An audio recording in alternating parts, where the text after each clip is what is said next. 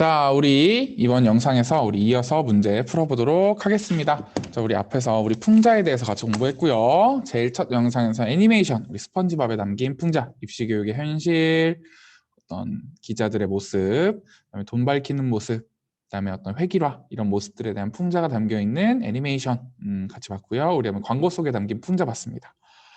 그래서 여러분들이 선생님이 영화 한 편을 또 이야기를 해보자면은. 근데 기생충이라는 영화, 우리 선생님이 저번에도 한번 얘기한 적이 있는 것 같은데 왜 이렇게 얼굴이 허여벌건하게 나와요? 이상한데? 자, 어쨌든 선생님이 거의 눈, 코, 입이 지워주려고 그래요. 괜찮은 거죠? 자, 어쨌든 이제 기생충이라는 영화를 보면은 이제 우리 한국 사회의 어떤 양극화, 불평등 이런 문제를 아주 잘 풍자하고 있습니다. 그래서 여러분들 기회가 된다면 우리 또 상도 많이 받지 않습니까? 그러니까 어떤 불평등 문제, 불평등이 뭔지는 알잖아요. 평등하지 않는 거. 이제 재산과 자산 문제에 있어서 빈부격차, 잘 사는 사람과 못 사는 사람의 차이가 너무 크다라는 게 이제 불평등, 양극화 문제, 빈부격차 이런 것들이 잘 드러나는 영화니까 여러분들 한번 꼭 기회 되면 보면 좋을 것 같아요. 알겠죠? 자, 우리 이번 시간에는 이제 여러분들하고 넌 바보다에 담긴 문제 같이 풀어보도록 하겠습니다. 1번 문제부터 하나하나 꼼꼼하게 좀 풀어보도록 할게요. 자, 1번.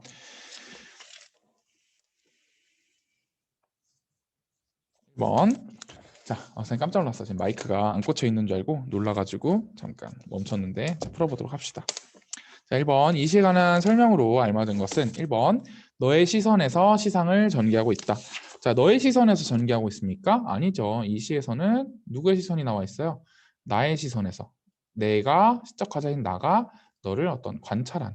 그러니까 너의 시선이 아니라 나의 시선에서 너를 관찰하는 모습이죠. 그러니까 너의 시선은 아니고요. 너의 모습을 통해 삶의 교훈을 전달하고 있다. 맞죠. 너의 어떤 모습? 너는요 바람직하고 어떤 긍정적인 삶의 모습을 가지고 있잖아요. 그런 걸 통해서 삶의 교훈을 전달하고 있고요.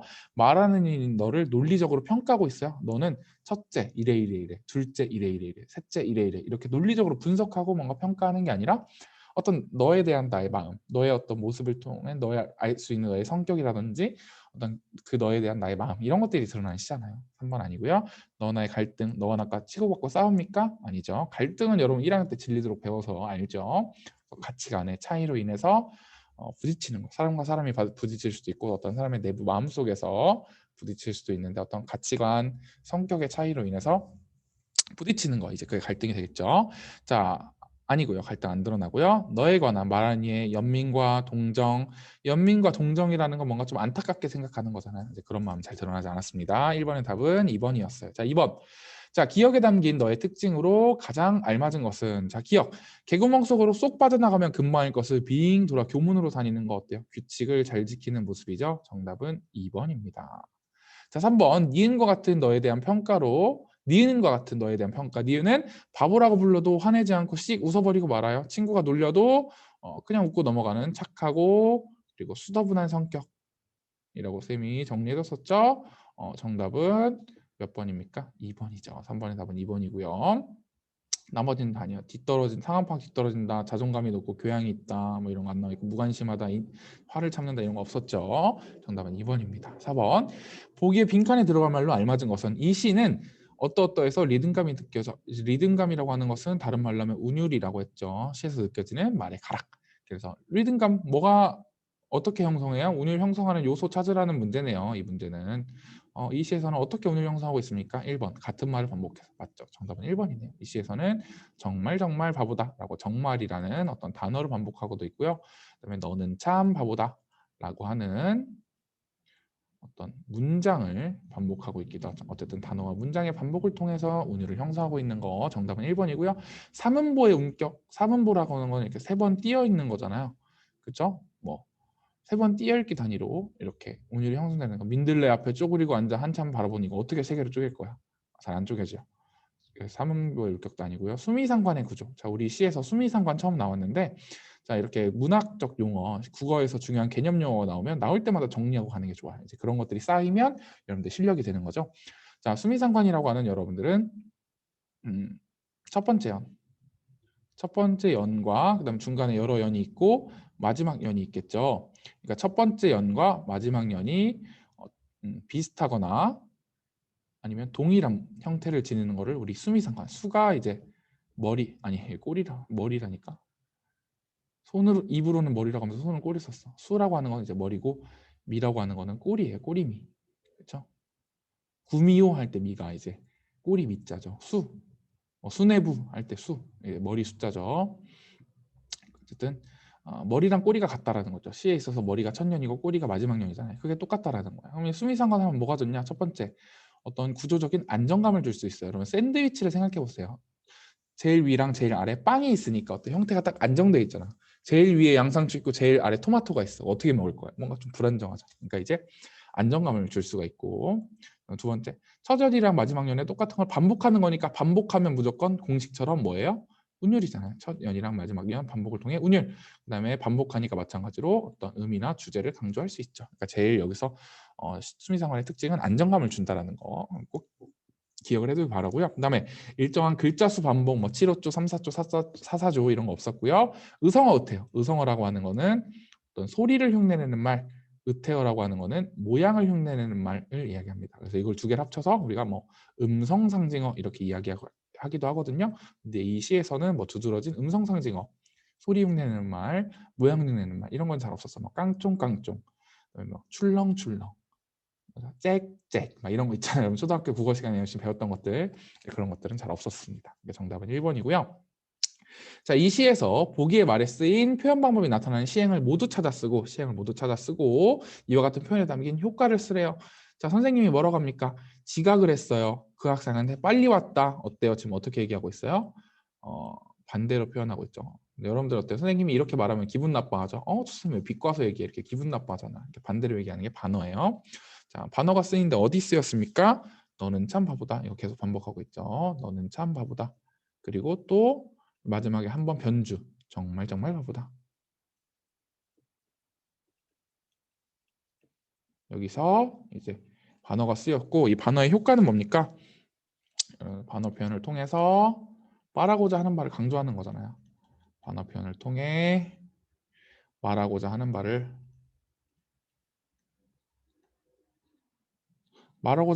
두 글자로 줄이면 뭐가 됩니까? 주제가 되죠. 말하고자 하는 바를 강조한다. 이렇게 줄일 수 있겠습니다. 이렇게 쓸 수 있겠습니다. 자, 6번. 자, 이 시를 영상으로 제작할 때 나타날 너의 모습으로 알맞지 않은 것은, 자, 너의 모습. 자, 껌은 싸서 쓰레기통에 버린다. 제일 첫 부분에 나오고, 친구가 허풍을 뜨면 이를 말려. 왜 그런 말을 해? 하지마 이렇게 말리는 게 아니라 어떻게 해? 공감하면서 들어주잖아요. 그죠? 어떻게 해요? 진지하게 공감하면서 들어줍니다. 그러니까 말리는 거 아니고요. 쪼그려 앉아 민들레를 오랫동안 바라보는 아주 사소한 것에도 관심을 보이는 모습, 세심한 성격 보이고요. 연탄장수 아저씨한테 예의 있게 인사하는 아주 착한 모습, 선생님의 전근 소식을 듣고 눈물 흘리는 정이 많은 모습 전부 다 나와 있죠. 자, 이제 1년에 이었을 내용을 구사한 것으로 적절하지 않은 것은, 그러니까 6번의 답은 몇 번이에요? 1번이죠. 자, 만약에 1년의 내용을 추가한다면 또 어떤 내용이 들어갈 수 있을까? 그러면 이제 어떤 너의 모습이랑 1년은 우리 쭉 너의 모습이 나와 있잖아요. 너의 모습이랑 어울리는 모습이 쭉 들어가면 되겠죠. 뭐 착하고 순수하고 예의 바르고 규칙 잘 지키는 어떤 모든 좋은 거 다 갖다 놓은 거, 긍정적인 모습, 그러니까 어떤 도덕책에 나올 만한 행동 나오면 되겠죠. 1번 학교 배정으로 당선되기 위해 친구들에게 간식을 사요. 이거 부정선거잖아요. 이거 1번 이런 모습 안 보이겠죠. 1번이 정답이네요. 2번 구걸한 아저씨에게 동전을 드리려고 가던 길을 되돌아오는 어떤 모습. 마음이 따뜻하죠. 청소당번을 친구에게 도와주려고 이제 늦게까지 남아 걸레질을 하는 모습. 이타적인 다른 친구들을 위할 수 있는 모습. 모든 과제 역할을 분담할 때 서로 하지 않을 역할을 이제 기꺼이 맡는 성실하고 그런 모습. 그다음에 5번 무거운 짐을 들고 가시는 할머니를 집까지 모셔다 드리느라 지각을 한 어떤 모습. 그래서 어떤 자기 자신보다는 어떤 다른 사람을 위하는 모습들을 많이 나오고 있는데, 그런 것도 충분히 너랑 어울리잖아요. 근데 1번은 아니죠. 1번은 자기 자신을 위하는 행동이죠. 그러니까 아닙니다. 따뜻하고 좋은 아이의 모습이라고는 할 수 없겠죠. 8번 이연에 나타난 나에 관한 설명. 이연에서는 어때요? 나는 너를 좋아하고 너를 본받고 싶어, 이런 마음을 어떻게 합니까? 직접적으로 드러내잖아요. 정답은 1번이 되겠죠. 자, 나의 마음을 일부러 반대로 표현해요. 그거는 1년에 주로 많이 나와 있어요. 너를 너는 착하고 순수한데 그러는 너를 바보라고 표현하니까 그런 건 주로 1년에 나와 있었고요. 그러니까 이제 1년에 한 얘기가 모두 반어였다라는 게 우리 이연을 통해 극적으로 드러나간 장면이긴 하지만 이연의 직접적인 반어적 표현은 쓰이지 않았습니다. 3년 나는 자신의 마음을 들킬까 봐 걱정합니다. 아니 직접적으로 얘기하는데 뭘 들킬까 봐 걱정해. 좋아한다고 얘기하잖아요. 풀리지 않은 문제에 대한 답답함, 한심해하는 거 잘 드러나지 않죠. 정답은 1번이고요. 나가 너한테 하고 싶은 말 어떻게 뭐라고 할 것 같아요? 나 너 좋아하고 너를 본받고 싶어. 정답은 2번이네요. 착하고 바르게 생활하는 네 모습이 좋고 너를 본받고 싶어. 너처럼 착한 아이가 바보 취급을 당하는 게 바보 취급 당합니까? 아니야. 바보라고 하는 것은 진짜 얘가 바보가 아니라 반어적 표현이었어요. 네가 아무리 바보같이 행동해. 아니 얘는 바보같이 행동하지 않는다니까. 넌 비록 남들보다 더딘 모습 보이지 않죠. 바른 생활을 하는 네 모습 여기까지는 맞지만 답답해하고 있습니까? 답답해하지 않고 있죠. 정답은 2번이고요. 10번 이 시를 읽고 느낀 점을 바르게 말하는 학생을 모두 고른 것은 자 성욱이 쓰레기통을 찾아도 안 보이면 몰래 바닥에 쓰레기를 버렸던 내 마음이 부끄러졌어. 이 시를 읽고 반성 성찰 여러분 문학 작품 읽으면 반성 성찰할 수 있어야 된다고 했었잖아요. 우리 성욱이는 자신을 반성 성찰하고 있으니까 맞죠. 시우 누구에게나 친절하게 대하고 인사를 잘하는 친구 너랑 비슷하네요. 그러니까 비슷한 친구를 떠올려 자신의 경험을 떠올리는 거 충분히 시를 읽고 할 수 있죠. 친구를 함부로 이 바보라고 말하는 게 진짜 바보라고 말하는 게 아니라 반어라고요. 그죠? 그러니까 자신의 삶을 반성하지 않죠. 반성할 필요 없죠. 이거는 진짜 걔를 바보라고 놀리는 게 아니라 뭐예요? 그 아이의 착하고 순수하고 예의 바르고 규칙을 잘 지키고 그런 모습들을 긍정적인 모습들을 강조하기 위해서 반어적 표현 쓴 거잖아요. 그죠? 세뮤리 시의 화자처럼 친구를 겉모습만 보고 판단하지 않습니다. 시의 화자는 나중에 후회한다는 사실 이런 거 나와 있지 않았고요. 하영이 누가 보든 안 보든 바르고 떳떳하게 살아가야 된다. 그렇죠? 이 시에 나오는 너도 다른 사람을 의식해서 그런 게 아니라 진짜 애가 착하고 품성이 바른 거잖아요. 정답은 2번이죠. 자, 11번. 이 시의 표현 방법에 관한 조건에 맞게 쓰시오. 뭐뭐 경험을 뭐뭐한 표현을 나타냈다. 이런 표현을 활용하라 했고요. 경험, 화자 어떤 경험했어요? 내가 좋아하고 어떤 바르고 인성이 좋은 애를 관찰한 거잖아요. 그죠? 화자가 좋아하는 아이를 어떻게 합니까? 관찰한 거잖아. 관찰한 경험을. 이게 시적 화자한테는 어떤 가치 있고 의미 있는 경험이 된 거죠. 어떤 표현을 활용해요? 반어 표현을 활용하여. 이게 지금 똑같죠? 뒤에는 쭉 활용하여 나타내었다. 이렇게 써주면 되겠네요. 자, 그 다음 페이지 12번으로 넘어갑시다. 12번 여기서는 가랑 나 나와 있는데 우리 나 작품이 추가됐네요. 두꺼비 파리를 물고가 추가됐어요. 자, 기억 니은에 대한 태도로 적절한 것은 우리 기억은 너였어요. 이 너에 대해서 어떻게 생각합니까? 긍정적으로 생각하죠. 그다음에 니은 뭐예요? 두꺼비죠. 두꺼비는 이제 우리 탐관오리를 이제 상징하잖아요. 탐관오리를 빗대어서 돌려서 말한 거죠. 탐관오리를 풍자한 시조니까 그러니까 정답은 1번 긍정 부정이고 자 비판은 알죠. 부정적인 대상에 대해서 날카롭게 이제 꼬집는 거 그게 비판이고 우리 관조라고 하는 것도 처음 나왔는데 정리하고 가야 됩니다. 자 관조라고 하는 것은 이제 쉽게 이야기하면 고요한 마음으로 관찰하는 것 이거를 관조라고 해요. 뭔가 이제 조금 멀리 떨어져서 그 풍경을 좀 이제 고요하고 조용한 마음으로 음미하면서 관찰하는 것 그렇죠? 이런 것들을 관조라고 합니다. 그래서 뭐 눈 오는 마을의 모습을 조용히 바라보는 것, 뭐 이런 것들을 대표적인 관조라고 할 수가 있겠죠. 관조라고 하는 것은 고요한 마음으로 관찰하는 것, 이게 관조다. 관조할 때 관이 관찰이에요. 보면 될 것 같아요. 자, 가하나에 대한 설명으로 적절하지 않은 것은 따뜻하고 순수하고 정직한 너의 특성을 강조한다. 맞죠? 반어를 통해 강조하고 있고요. 겉으로는 모순되나 안에는 진실을 담은 표현. 우리 이거 다음 시간부터 배울 건데요. 이런 걸 우리 역설이라고 합니다. 역설. 자, 역설이 우리 여기 나오는 것처럼 겉으로는 모순, 말이 안 돼. 근데 그 안에는 어떤 진실, 깊은 어떤 진리, 삶의 진리를 담고 있는 게 역설 표현이에요. 우리 다음 시간에 나의 모국어는 침묵이라는 어, 글을 같이 배우면서 역설적 표현 배울 거거든요. 그러니까 여기서 겉으로는 말이 안 돼, 모순되지만 이제 그 속에는 어떤 진리를 담고 있는 표현. 이게 이제 우리 앞으로 배울 역설입니다. 그래서 뭐 대표적인 게 뭐가 있냐면 뭐 결별이 이룩하는 축복 이런 것들. 여러분 결별이 어떻게 축복이 될 수 있죠? 이렇게 결별이랑 축복은 안 어울리잖아요. 그러니까 말이 안 돼. 겉으로 봤을 때 말이 안 돼. 반어적 표현이 말이 안 되진 않아요. 상황이랑 반대인 거지. 그 말 자체만 됐을 때 반어적 표현은 넌 바보다. 이게 문법적으로 안 맞는 문장은 아니잖아요.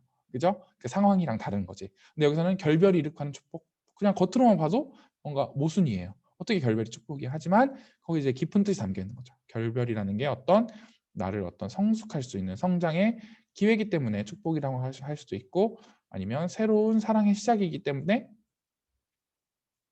축복이라고 할 수도 있죠. 그걸 이제 긍정적으로 생각해서. 그러니까 이런 것들이 이제 역설법이라는 거죠. 겉으로는 모순되지만 그걸 뜯어보면은 깊이 바라보면 그 안에 깊은 뜻, 진리를 담고 있는 거, 진실을 담고 있는 거. 이제 그런 게 역설법이 됩니다. 우리 다음 시간에 자세히 배울 거예요. 자, 가. 너의 행동을 나열한 뒤. 그렇죠? 자, 여기 이거 다운표 하나 빠졌네요. 너의 행동을 나열한 뒤 이제 열거가 되겠죠. 너의 특징을 쭉 나열하고 있잖아. 너의 행동에 대해서. 그리고 너에 대한 나의 마음. 난 널 좋아해. 본받고 싶어. 드러내고 있죠. 3번도 맞고요. 대상이 허세를 부리는 모습. 두꺼비 허세 부리고 있죠. 그럼 비꼬고 있습니다. 그리고 상황을 모면하려고 자기 합리화. 나였으니까 망정이지. 피망들 뻔했네. 자기 합리화하는 모습을 보이고 있죠. 두꺼비의 모습. 자, 가에 나타난 너의 특징. 착하고 순수하다, 규칙 잘 지키고 따뜻한 마음, 친구 말을 공감하는 데 맞는데 용감하고 씩씩한 모습은 드러나지 않았어요. 15번. 가에 대한 설명으로 적절한 것은 삶에서 가치를 발견하고 이를 개성 있게 표현한다. 맞죠? 여기서 가치, 그쵸? 친구, 너의 모습을 통해서 어떤 바르고 착하고 그런 가치를 발견하고 그런 경험, 이 경험을 개성 있게 반어와 운율을 통해서 표현하고 있어요. 정답은 1번이고요. 상상 속의 인물이 등장합니까? 나랑 너는 충분히 현실에 있음직한 인물이죠. 친구에서 발견한 보편적 모습을 객관적으로 아니요. 객관적이라고 하는 것은 어떤 객관적인 사실, 팩트, 약간 뭐 같은 설명문 같은 그래서 이제 설명 대상을 설명할 때 객관적이다 이렇게 이야기하거든요. 근데 반대죠. 사실과 의견, 사실이 아니라 어떤 의견, 어떤 주관적인 정서, 감정 이런 것들을 담고 있을 때 우리가 이거를 주관적이다 이렇게 이야기하거든요. 근데 여기서는 어떤 너의 친구의 어떤 친구에 대해서 객관적으로 서술하는 게 아니라 어떤 너의 경험, 너를 바라본 나의 경험 그리고 거기서 느껴지는 나의 감정 이런 것들 느껴지기 때문에 그런 걸 사실이라고 할 수는 없겠죠. 좀 더 이제 주관적이야 더 가깝겠죠. 현실에서 경험하기 어려운 자, 나랑 너는 우리 충분히 현실에서 경험할 수 있어. 특히 너는 어디에 오면 흔하냐면 우리 온양용화중학교에 오면은 이제 너와 같은 학생들이 너무 많아요. 그렇죠? 착하고 순수하고 예의 바르고 규칙 잘 지키고 그런 학생들이 너무 많습니다. 우리 용화중학교에 오면 용화중학교에 오면은 그런 친구들이 현실에서 경험하기 너무 쉽죠. 근데 이거 틀렸죠. 자, 갈등 상황과 자, 5번 갈등 나와 있지 않다고 했습니다. 갈등 나와 있지 않고요. 이해관의 해결 과정 운율은 맞죠. 운율은 잘 드러나지만 갈등은 드러나지 않아서 15번 답은 1번입니다. 자, 우리 마지막 페이지 우리 16번 문제 한번 별표 칠까요? 이제 이런 문제가 나오면 좀 어려운 거죠. 자, 가에서 주제를 드러나기 위해 주요 사용한 표현 뭐예요? 반어 표현 주로 쓰였잖아요. 넌 바보다라고 하는 곳에 그럼 반어 표현이 찾은 시를 찾으면 되는데 이제 이런 것들이 어렵죠. 처음 보는 시를 읽어야 되니까 선생님과 한번 차근차근 보도록 할게요. 그립고 아쉬움에 가슴 조이던 먼 젊음의 뒤안길에서 자 일단 여기서 하나 나왔어요. 자 먼 중에 어때요? 먼은 맞춤법을 맞춰 어는 맞춤법 틀렸잖아요. 이제 이런 것들을 우리가 뭐라고 하냐면 시적 허용이라고 그래요. 자 원래는 맞춤법을 틀리면 안 되는데 시에서는 이제 그거를 허용을 해준다는 어떤 시적인 효과를 위해서 일부러 운율을 맞추기 위해서 그렇죠? 뜻을 더 강하게 전달하기 위해서 이런 효과를 위해서라면 그런 맞춤법을 잠깐 틀리는 것도 허용해 주는 게 시적 허용이에요. 자, 먼이라고 하니까 어때요? 먼이라고 한 것보다 먼이라고 하니까 어때요? 더 멀어 보이잖아요. 이제 이런 효과를 위해서 이제 그런 맞춤법을 살짝 이제 어긋나게 하는 거죠. 그다음에 인제는 돌아와 거울 앞에선 내 누님같이 생긴 꽃이요. 자, 뭐뭐 같이라는 거 나왔습니다. 뭐뭐같이 뭐뭐처럼 뭐뭐인데 뭐뭐인 양 이거 전부 다 뭐예요? 지규적 표현이죠. 여기서는 지규 표현이 쓰였는데 이 꽃이 아주 누나같이 뭔가 성숙미가 있다. 약간 이런 것 같아요. 원숙하다, 성숙하다. 그 뭐가 이 국화꽃이 그죠? 국화꽃을 이제 누님에게 비유해서 보통 이제 누나를 꽃에 비유하고 이렇게 하는데 여기서는 반대로 꽃을 누님에게 비유한 그런 지규가 쓰였네요. 자, 지규 여러분 잘 알고 있죠? 유사성을 바탕으로 해서 원관념과 보조관념을 연결하는 게 지규였어요. 자, 가난하다고 해서 외로움을 모르겠는가? 이거는 뭐예요? 답정너잖아. 얘들아, 가난하다고 해서 외로움 모르겠는가? 이런 이 질문은 가난하다고 해서 외로움을 모르지 않아! 라고 어떻게 해요? 답이 정해져 있는 거잖아. 답이 정해져 있는데 물어본 거잖아. 이렇게 몰라서 물어보는 게 아니라 어떤 강조하기 위해서 의문문의 형식, 실제로는 의문 궁금한 게 아닌데 의문문의 형식만을 빌려오는 것, 그걸 통해서 강조하는 것, 이걸 설이라고 합니다. 알겠죠? 자, 얘들아, 자가진단 해야 되겠어? 안 해야 되겠어? 이렇게 선생님 물어보는 건 뭐야? 얘들아, 자가진단 해야 돼? 안 해야 돼? 선생님 진짜 모르겠어. 이래서 물어보는 게 아니라 얘들아, 자가진단 반드시 해! 라고 하는 거를 강조하기 위해서 여러분 자가진단 해야겠죠? 이렇게 물어보는 건 뭐예요? 자가진단 해야 돼? 안 해야 물어보는 게 아닙니다. 자가진단 하라고 강조하는 거예요. 얘들아, 학교폭력 하면 되겠니? 라고 묻는 거는 학교폭력 해도 돼? 안 돼? 하면 안 돼. 이렇게 물어보는 게 아니라 학교폭력 하면 안 돼! 라고 답이 정해져 있는데 여러분들 의문문을 통해서 강조하는 거잖아요. 이런 것들이 바로 설이법입니다. 그래서 의문형 문장을 빌려와서 그 의미를 강조하는 게 설이니까 이것도 마찬가지로 처음 들어봤으면 잘 기억해 두세요. 자, 배추에게도 마음이 있나 보다. 마음은 뭐야? 사람만 가지고 있는데 배추도 사람의 마음을 가지고 있다 했네요. 사람이 아닌 거를 사람처럼 표현하는 방법, 의인법. 우리 1학년 때 배웠죠. 씨앗 뿌리고 농약 없이 키우려니 하도 잘하지 않아. 가을이 되어도 헛일일 것 같더니 여름 내 밭둑지남에 잊지 않았던 말, 나는 너희로 하여 기쁠 것 같다. 지금 배추랑 대화를 하고 있어요. 이것도 마찬가지로 배추를 너희라고 하고 배추에게 말을 걸고 있네요. 사람이 아닌 걸 사람인 것처럼 표현하는 의인법이 되겠습니다. 자, 4번. 자, 우리는 만날 때 떠날 것을 염려하는 것과 같이 만날 때 떠난 것을 염려하는 것과 같이 떠날 때 다시 만날 걸 믿습니다. 아, 님은 갔지만은 나는 님을 보내지 않았습니다. 자, 님은 갔대. 근데 나는 님을 보내지 않았대. 둘 중에 하나여야 되는 거 아니야? 님은 갔는데 어떻게 나는 님을 안 보냈어? 가면 간 거고 안 보내면 안 보낸 거지. 어떻게 이 두 개가 같은 문장 속에 같이 있냐고. 겉으로 봤을 때는 말이 안 돼. 모순이 있잖아요. 근데 그 속에 깊은 진리, 종교적 진리를 담고 있는 이거는 어떤 역설인 거죠. 이 앞에 힌트가 있어요. 떠날 때 다시 만날 걸 믿기 때문에 네가 아무리 나를 떠났어도 나는 너와 다시 만날 거라는 어떤 확신이 있고 내 마음속에 그리고 넌 있다. 이렇게 이런 뜻이기 때문에 너는 갔지만 나는 너를 보내지 않았어. 이렇게 이야기한 거죠.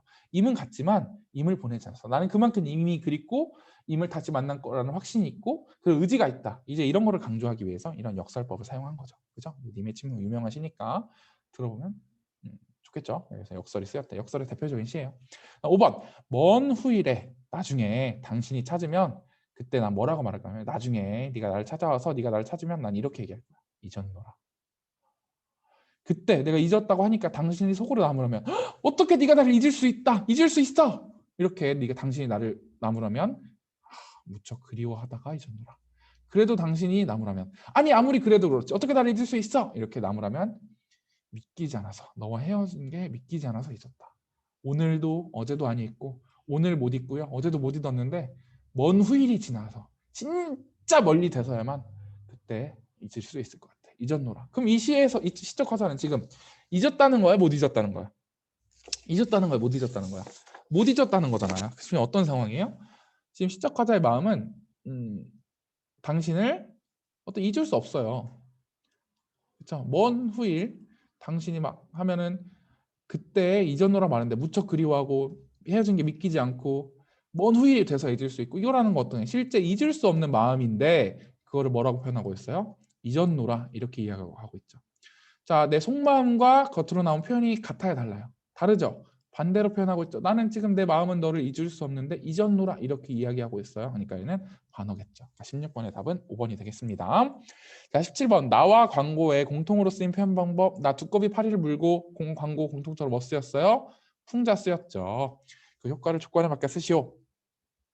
자, 뭐뭐를 사용해. 뭐뭐 했다. 그럼 뭘 어떻게 하면 되겠어요? 뭘 사용했어요? 풍자 표현을 사용해. 말하고자 하는 바 강조한 거잖아. 반어랑 똑같죠. 풍자 표현을 사용해. 근데 이제 이 나와 다음 광고에 공통으로 쓰인 표현 방법 풍자고 그 효과 어떻게 풍자라고 하는 것은 부정적인 대상. 나에서는 뭐야? 두꺼비. 그리고 이 광고에서는 이 사람. 그러니까 둘 다 부정적인 대상이죠. 대상의 부정적 특징을 직접적으로 얘기했어? 아니야. 탐관오리를 두꺼비에 비유해서 이 사람을 직접적으로 욕하는 게 아니라 어떤 경찰의 발목을 잡는 모습을 통해서 허위 전화에 대한 비판 이걸 하는 거죠. 그러니까 부정적 특징을 은근히 꼬집으며 직접적으로 얘기하는 게 아니라 은근히 꼬집으며 웃음을 유발하고 있죠. 풍자 표현을 사용해 대상의 부정적 특징, 가에서는 두꺼비가 되겠고 나에서는 허위 전하는 사람이 되겠죠. 부정적 특징은 은근히 꼬집으면서 웃음을 유발하는, 그죠? 두꺼비 모습 웃기잖아요. 그죠? 희화화했죠. 그리고 이 사람도 어때요? 웃기죠. 지금 구두로 전화를 한다는 게 이제 그런 것들이 풍자 표현이 되겠습니다. 나에서 운율을 드러내는 방식. 자, 두꺼비 파리를 물고에서는 우리 앞에 C로 넘어가 볼까요? 자, 보면 두꺼비 파리를 물고 두어미에 치달아 앉아 건너싼 바람 보니 백송공이 떠. 두꺼비 파리를 물고 두어미에 치달아 앉아 건너싼 바람 보니 백송골이 떠 있거늘, 어떻게 보면 얼핏 이제 사음보 비슷한 율격을 가지고 있고 글자 수도 세 글자에서 다섯 글자 비슷하게 반복되고 있잖아요. 그러니까 찾아보면 뭐예요? 정답 몇 번일까요? 3번이겠죠. 자, 일정한 음보, 3음보 또는 4음보, 세 글자에서 다섯 글자 정도의 글자 수를 반복을 통해서 운율을 형성하고 있다. 3번이 맞겠죠. 처음과 끝에 비슷한 내용 배치한다. 이거 앞에 문제 있었는데 수미상관이라고 한다 했었죠. 의성어와 의태절을 반복적으로 사용한다. 의성어 의태어 있었나요? 자, 이 시를 보면 의성어 의태어가 없었어요. 그죠? 풀떡 이 정도는 뭐 의성어가 의태어가 될 수도 있겠죠. 어떤 모양을 흉내낸 말이니까 의태어가 될 수 있겠지만 그거를 반복적으로 사용했다고는 볼 수가 없겠죠. 그다음에 7호조 글자 수를 7글자, 5글자, 7글자, 5글자 반복하지 않았고요. 사음보가 규칙적으로 무조건 사음보다 이렇게 이야기할 수는 없었어요. 그죠? 사음보도 나고 뒤에 가면 이제 우리 사음보가 딱 안 맞는 부분도 있거든요. 그래서 규칙적으로 반복되진 않고요. 같은 소리가 같은 위치에서 반복되고 이걸 우리 위율이라고 하거든요. 또 처음 들어보죠? 이제 우리 첫 시간에 선생님이 두운이랑 가군 이야기했잖아요. 1차원 위치에서 반복되는 거. 앞에서 반복되면 두운, 끝에서 반복되면 가군. 이런 것들을 이제 같은 소리가 같은 위치에서 반복되는 거를 음이율 이렇게 얘기하고요. 대꾸라고 하는 것은 이제 짝을 이루는 것. 이제 두 개의 문장이 짝을 이루는 것을 우리 대꾸라고 합니다. 그래서 대꾸라고 하는 거는 이제 반복되는데 그 두 개의 문장이 짝을 이루는 경우, 예를 들어 뭐 철수는 뭐뭐 하지만 영희는 뭐뭐 한다. 이게 이런 문장이 있어. 그럼 그 아래서는 뭐 영수는 뭐뭐 하지만 동수는 뭐뭐 땡땡땡 한다. 이렇게 나와 있으면 두 문장이 어때요? 짝을 이루잖아요. 그렇죠?